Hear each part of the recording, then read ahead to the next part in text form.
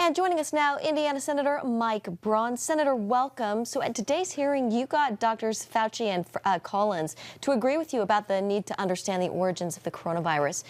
Were you satisfied with their answers, or did they need to say more in order to maybe win back some lost credibility when it comes to the inception of the virus? So when it comes to Dr. Fauci, that is as much as you're going to ever get him pinned down. And I tried to do it to where I got him to agree with transparency. And then there at the end, without saying they directly request that from President Biden, they know that releasing the information that we have through the Director of National Intelligence and through the DHS, that makes sense. So, no, I was satisfied that for as much as, especially Dr. Fauci has been out on a broad spectrum of issues when it comes to the COVID saga, that here, that's about as far as you're going to get him to go to say that he believes in transparency and that, yes, we should probably look at all the information we house. So I was pleased with it. Senator Braun, another big issue here in Washington is infrastructure. President Biden set a timeline for a deal on infrastructure. We know the Senate is preparing to go on recess. Senator Braun, any hope of a bipartisan deal being worked out?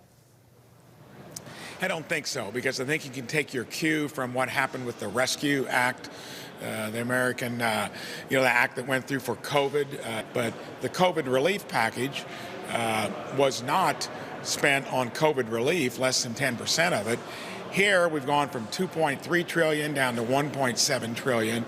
And you're not going to find many Republicans, I think, interested in infrastructure unless you're going to have some discussion on how you're going to pay for it.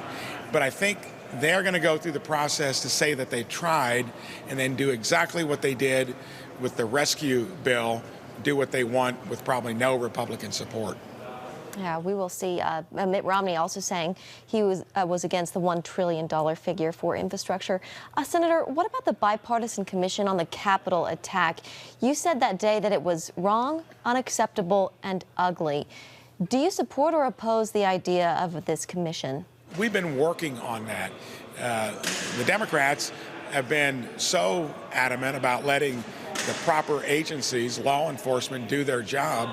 And I don't think when you go through 450 arrests, when you have the committee hearings that we've had, then you've got to justify this for the political effect of just dragging it in to the 2022 election. So I don't think there's going to be much support other than maybe a handful of Republican senators that are going to be interested in giving them a political gift that they will belabor and belabor when the FBI's been working on it every day since January 6th. We've had Senate committees talking about it. It's clearly a political adventure on the other side of the aisle. There's talk of banning the filibuster over this commission issue, and to that, if Democrats wind up eliminating, Senator Braun, the 60-vote rule, whether it is on the commission to investigate the insurrection or on infrastructure, what will the fallout be? How will you and your colleagues on the Republican conference respond?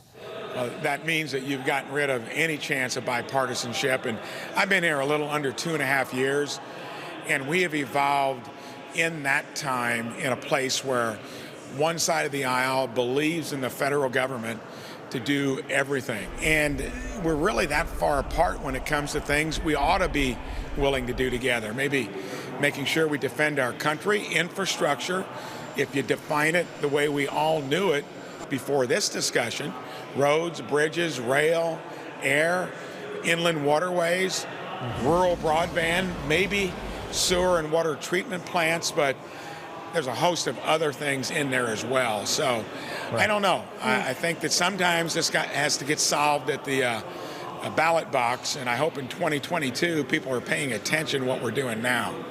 So, Senator, we want to talk to you about this bill that you have that would make it illegal to research or create hybrids between humans and animals. First, what prompted this? And second, is there any concern your bill potentially limits ethical research in new medical therapies for cancer treatment or other debilitating diseases? For those not familiar with it, a chimera is the combination of cells of two different species. China has actually been dabbling in that with primate cells.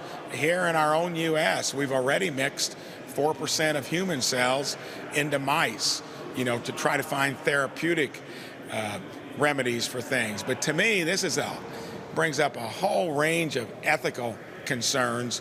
When you look at the sanctity of life in general, is that the domain of God, or is that the domain of the laboratory? This is a place where we need to make a solid stand that it's enough is enough and that we don't go any further with it. And this would actually make it a crime if you did this here in the U.S. in a laboratory. Finally, Senator, we want to talk to you about what you, Senator Cruz, and Leader McConnell recently introduced. It's the Don't Weaponize the IRS Act. The goal, as I understand, is to protect conservative nonprofit groups. Senator Braun, why do these groups need to be protected? We cannot have any of that money that is going to be sold on trying to better collect what's owed the U.S. government, to have the federal government doing what it did back in the Obama years and trying to discriminate against conservative groups when they try to get their status set up as an entity.